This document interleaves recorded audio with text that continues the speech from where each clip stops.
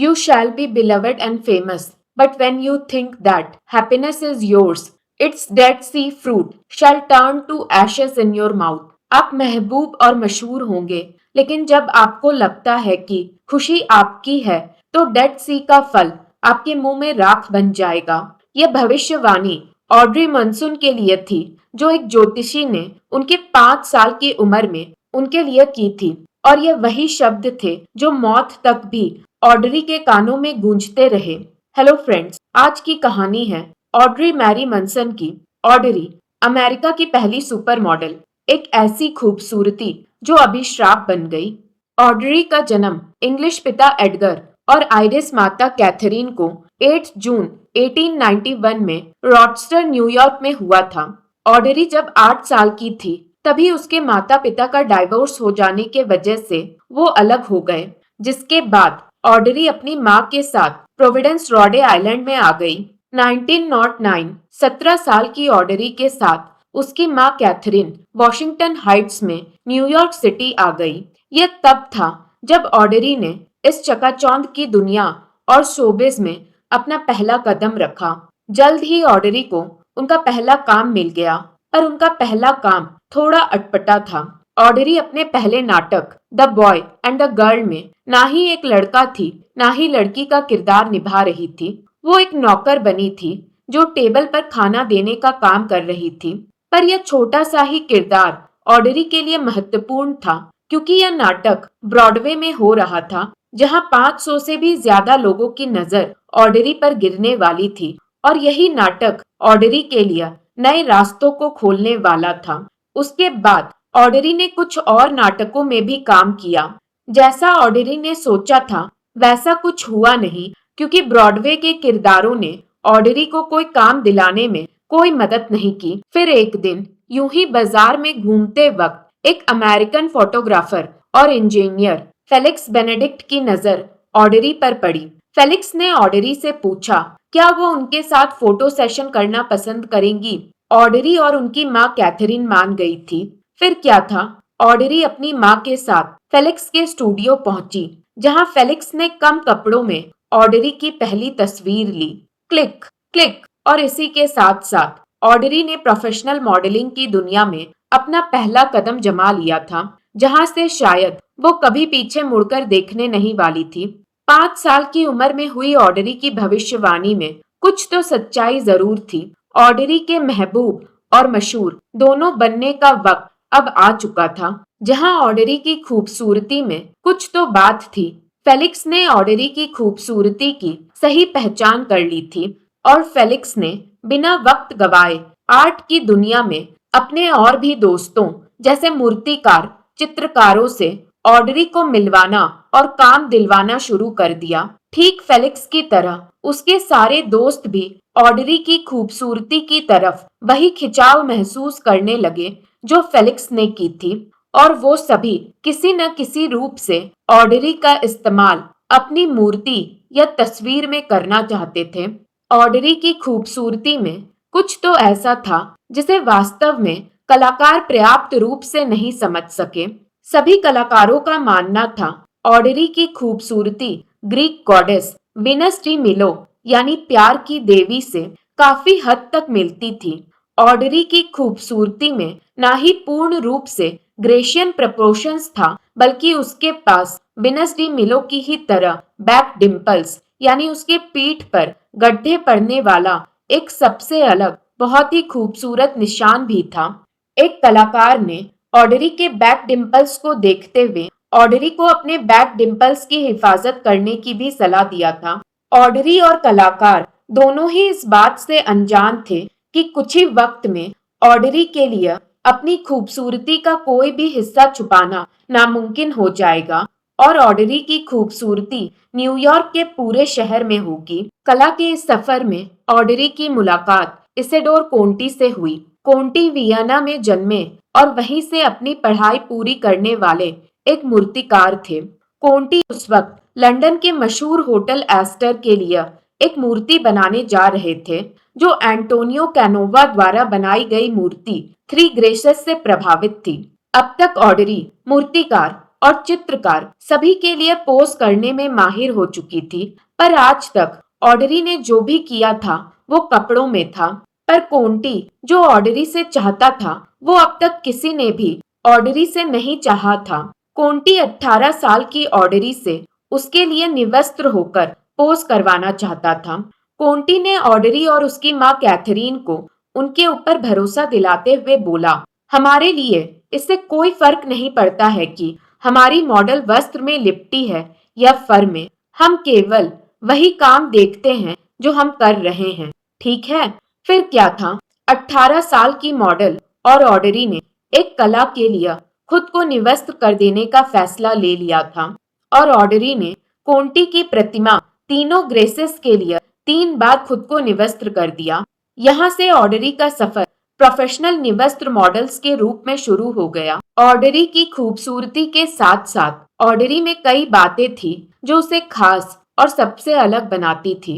Audrey को कभी भी खुद से चलकर काम मांगने में कोई शर्म नहीं थी और बिना झिझक ऑडरी एक स्टूडियो से दूसरे स्टूडियो घूमकर खुद ही के लिए काम मांग लाया करती थी। ऑडरी अपने कला के लिए सबसे कम कीमत भी लेती थी, पर वह खुद के लिए बराबरी चाहती थी।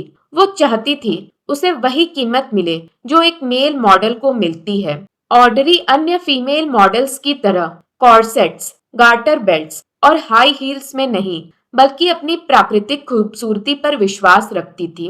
और ऐसा क्यों न करती वो? ऑडरी बेहद कोमल होने के साथ साथ बहुत ही लचीली भी थी। वो कई घंटों तक अपने शरीर के हर एक मांसपेशियों को खुद के अंदर खींच के एक ही पोज देने की क्षमता रखती थी। यह दर्दनाक था। हर मॉडल्स के लिए ऐसा करना संभव नहीं था। इसके लिए मॉडल्स के नसों का मजबूत होना बेहद जरूरी था और यह सारी खूबी ऑडरी में थी। यूं ही तो नहीं था कि कलाकार उसकी तुलना ग्रीक गॉडेस के साथ करते थे और उसके शरीर को वनीला आइसक्रीम की तरह कोमल कहा करते थे। शायद ऑडरी का जन्म भी किस्मत से एक ऐसी सदी में हुआ था जब अमेरिका न्यूयॉर्क शहर को ग्लोबल कैपिटल बनाने, उस पर पूरी तरह से पैसे लगाने तैयार था और वह चाहते थे उसके पब्लिक मॉन्यूमेंट्स यानी मूर्तिकारी यूरोपियंस की तरह महान हो। अमेरिका चाहता था वो मूर्तियों के जरिए सदियों का इतिहास एक दशक के अंदर न्यूयॉर्क शहर में सजा दे। वक्त और किस्मत दोनों ऑडरी के साथ चल रहे थे। वह कलाकारों के लिए इस कदर खास बन चुकी थी कि सभी उसे एक काल्पनिक खूबसूरती में तराश देना चाहते थे, शायद जो असल में मुमकिन भी नहीं था। और बहुत जल्द ब्रॉन्ज से लेकर मार्बल तक ऑडरी की प्रतिमा हर गलियों में बसने लगी। पीढ़ियां दर पीढ़ियां खत्म हो जानी है, पर ऑडरी इन प्रतिमाओं के माध्यम से यूं ही इन गलियों में जीने वाली है। स्टैचू ऑफ लिबर्टी के बाद ऑडरी की प्रतिमा न्यूयॉर्क में किसी औरत की दूसरी सबसे बड़ी स्टैचू है। कहीं स्काईलाइन में एक एंजल की तरह, तो अपर वेस्ट साइड में आराम करती, तो ब्रुकलिन म्यूजियम में, तो कहीं एक पेंटिंग की तरह ऑडरी मानो न्यूयॉर्क की हर गलियों में जीने लगी। American Venus, perfect women, miss Manhattan, क्या क्या खिताबों से ऑडरी को नवाजा नहीं गया। ऑडरी अब 21 साल की हो गई थी और उसे ढूंढने वाला फोटोग्राफर फेलिक्स को शायद अंदाजा भी नहीं था कि ऑडरी एक तूफान की तरह न्यूयॉर्क की हर गलियों में इतनी जल्दी छा जाएगी। पर ऑडरी को यहाँ नहीं रुकना था, वो तो पूरी दुनिया पर छा जाना चाहती थी। फेलिक्स को ऑडरी पर गर्व था, पर अब फेलिक्स ऑडरी का बचाव भी करना चाहता था। और फेलिक्स का बचाव करने का तरीका शायद सबसे अलग था, क्योंकि 50 साल से भी ऊपर के फेलिक्स ने अब 21 साल की ऑडरी के साथ विवाह करने का प्रस्ताव उसके सामने रख दिया था। यह तो पता नहीं फेलिक्स सच में ऑडरी से प्रेम करने लगा था या उसे बस दुनिया से बचाना चाहता था। पर इससे पहले ऑडरी फेलिक्स को हाँ कहती, एक ऑपरेशन में फेलिक्स की मौत हो गई। शायद ऑडरी अब मूर्तियों के लिए खड़े होते होते थक चुकी थी। लोगों ने ऑडरी की छवि को मूर्तियों के रूप में लगभग हर जगह देख लिया था, पर अब वक्त था कुछ अलग करने का। अब जरूरी था लोग ऑडरी की खूबसूरती उसी रूप में देखें जैसे वो असल जिंदगी में है। इसी के साथ साथ अब वक्त था फिल्मी दुनिया में कदम रखने का। ठीक मूर्तियों की तरह फिल्मों की दुनिया ने लोगों के दिलों में घर बसाना शुरू कर दिया था। जमाना साइलेंट फिल्मों का था। हर मॉडल की तरह फिल्मी दुनिया में अपने आप को देखने के सपने के साथ ऑडरी ने अपनी पहली फिल्म इंस्पिरेशन में काम किया। बेबाक ऑडरी ने अपनी मूर्तियों की तरह ही यहाँ भी अपनी शुरुआत निवस्त्र होकर कर लिया और एक्टिंग के लिए अपने बॉडी डबल को यूज किया। पर फिल्मों की दुनिया में उल्टा हुआ करता था। हीरोइंस एक्टिंग करती थी और अन्य कामों के लिए बॉडी डबल्स का इस्तेमाल होता था। ऑडरी के यह कदम ने उस पर कई सवाल उठाना शुरू कर दिया। क्या ऑडरी सच में एक्टिंग करना जानती भी है या वो सिर्फ कलाकारों के लिए पोज देने वाली एक मॉडल है? उससे भी बड़ी बात थी, सेंसर बोर्ड ने इस फिल्म के लिए अपनी रजामंदी कैसे दे दी थी। पर जल्द ही फिल्म स्क्रीनिंग्स के बाद सेंसर बोर्ड को अपने खुद के किए गए फैसले पर संदेह होने लगा। पर यह सबसे ऑडरी कहाँ रुकने वाली थी। उसने दोबारा एक फिल्म किया, प्योरिटी, और फिल्म में ऑडरी के ज्यादातर झलकियां निवस्त्र होकर थी। कहीं बिना मूवी को कट किए, कहीं कट कर कर ऑडरी की फिल्म रिलीज तो हो गई, पर अब सेंसर बोर्ड ने बैन लगाते हुए बोला मूवी में कोई भी निवस्त्र सीन नहीं हो सकता था। कुछ ही फिल्मों के साथ ऑडरी का यह सफर हॉलीवुड और सेंसर बोर्ड के साथ इस तरह से हवा होने लगा मानो जैसे गर्म लोहे पर पानी की बूंदें धुआं बनकर उड़ जाती है। एक दशक से भी कम में तूफानों की तरह हर जगह छा जाने वाली ऑडरी का सफर मानो खत्म होने लगा था। उसे ऐसा भी महसूस होने लगा वो एक इंग्लिश औरत है, इसलिए लोग उसके खिलाफ साजिश करके उसका करियर खत्म कर देना चाहते हैं। और वर्ल्ड वॉर वन के बाद अब लोग जर्मन्स के प्रति अपनी सहानुभूति जता रहे हैं। करियर में कुछ नहीं हो रहा तो ऑडरी ने सोचा घर ही बसा लूं, और इसके लिए उसने अपने लिए द मोस्ट परफेक्ट मैन का इश्तिहार भी निकाला। पर शायद एक बार फिर किस्मत की लकीरों ने ऑडरी के लिए वो करना सच कर दिया जो कभी भविष्यवाणी की थी। महबूब और मशहूर होने के बाद अब शायद ऑडरी की लकीरों ने राख बदलने की तरफ अपना रुख मोड़ना शुरू कर दिया था। उस जमाने में दुनिया का सबसे अमीर ज्यादा चांदी के खनी वाले का बेटा हरमन ऑलरिच जूनियर ऑडरी के साथ आगे बढ़ने तैयार था। पर ऑडरी की भूल ने ही हरमन को ऑडरी से दूर कर दिया। लेकिन अब भी कोई था जो जुनूनी रूप से ऑडरी के मोहब्बत में पड़ने तैयार था, और वो और कोई नहीं, ऑडरी के बोर्डिंग का लैंडलॉर्ड डॉक्टर वॉल्टर विल्किंस था। पर मुश्किल यह थी, वॉल्टर पहले से शादीशुदा था। डाइवोर्स लेकर ऑडरी के साथ आगे बढ़ने के बजाय वॉल्टर ने कुछ बहुत ही खतरनाक कर दिया। वॉल्टर ने ऑडरी की खूबसूरती की जुनून में अपनी पत्नी का ही कत्ल कर डाला।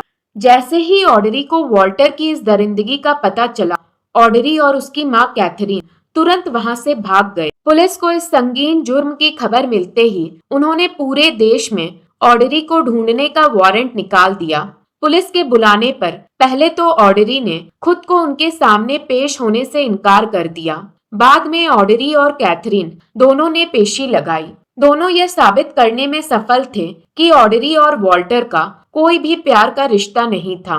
वॉल्टर को इलेक्ट्रिक शॉक चेयर से बांधकर मौत की सजा सुना दी गई, पर उससे पहले ही वॉल्टर ने खुद को फांसी पर लटकाकर अपनी जान ले ली। पर यह सारा वाक्य ऑडरी के अंत का आगाज को अब तेजी से आग दे रहा था।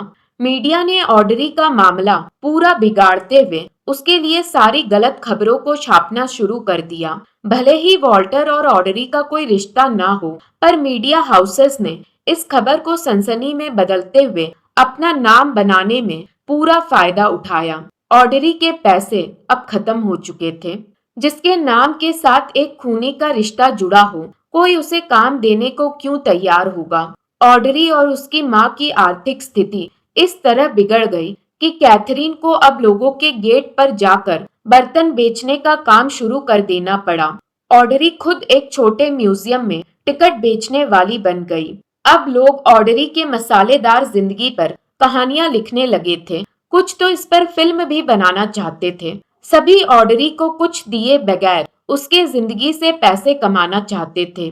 पर एक बार फिर ऑडरी को काम करने का मौका मिला, लेकिन इस बार सभी ऑडरी से सिर्फ उसका निवस्त्र प्रदर्शन कराना चाहते थे, वो भी खुली आंखों के सामने। 1 दशक से भी कम का वक्त, ना काम ना प्यार, सब कुछ मानो ऑडरी के हाथों से रेत की तरफ फिसल गया हो। ऑडरी अंदर से टूटने लगी थी और 27 मई 1922 को ऑडरी ने बायोक्लोराइड ऑफ मर्क्यूरी नामक एक जहर खाकर खुदकुशी करना चाहा। शायद मौत भी इतनी आसानी से ऑडरी को अपने बाहों में नहीं लेना चाहती थी और ना चाहते हुए भी ऑडरी बच गई। होश में आने के बाद ऑडरी ने हिम्मत जुटाई और अपनी बूढ़ी माँ कैथरीन को एक अच्छा बुढ़ापा देने का फैसला किया। पर इस बार कैथरीन ने ही ऑडरी को धोखा दे दिया। ऑडरी अब 40 साल की हो चुकी थी और उसके 40वें जन्मदिन पर कैथरीन ने कोर्ट में अर्जी लगाते हुए बोला, ऑडरी मानसिक रूप से बीमार है और पागल हो चुकी है, और कोर्ट को ऑडरी के लिए फैसला लेने छोड़ दिया। कैथरीन ने ऑडरी के खिलाफ डॉक्टरी कागजात भी बनवा लिए थे और टूटी हुई ऑडरी को एक मानसिक अस्पताल में उसका नया ठिकाना मिल गया। न्यूयॉर्क के एक सबसे चर्चित चेहरा का ऐसा अंत हुआ, शायद जो किसी ने कभी कल्पना भी नहीं किया होगा। कैथरीन के गुजरने के बाद पूरे 25 सालों तक ऑडरी से मिलने आने वाला कोई भी नहीं था, पर ऑडरी का खुद की ही खूबसूरती से मोहित हो जाना ने ऑडरी का साथ कभी नहीं छोड़ा। अस्पताल में भी ऑडरी दूध दही और अपने ही पेशाब के मदद लेकर अपनी खूबसूरती को बचाने के जंग में लगी रहती थी। वो अपने नहलाने वाले नर्सों से उसके बैक डिम्पल्स, जो उसे ग्रीक गॉडेस बनाती थी, उसे बचाने की बातें करती थी।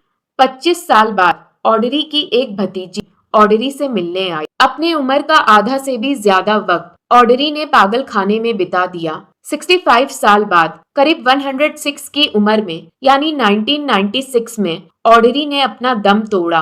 पर बदकिस्मती ने मौत के बाद भी ऑडरी का साथ नहीं छोड़ा।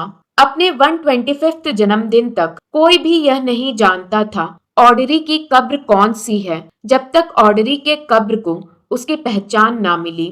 आज न्यूयॉर्क के माध्यम से ऑडरी हर जगह है, फिर भी वो कहीं नहीं है। दुनिया में कितने ऐसे लोग होंगे जो अमेरिका की पहली सुपर मॉडल और न्यूयॉर्क की गलियों में आज तक बसी इस लड़की ऑडरी मैरी मनसून का नाम तक जानते होंगे।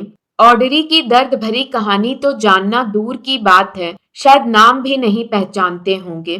तो फ्रेंड्स, यह थी ऑडरी की कहानी। आपको यह कहानी कैसी लगी कमेंट करके जरूर बताइएगा। ऐसे ही इंटरेस्टिंग कहानियां के लिए मेरे चैनल को लाइक, शेयर और सब्सक्राइब करें।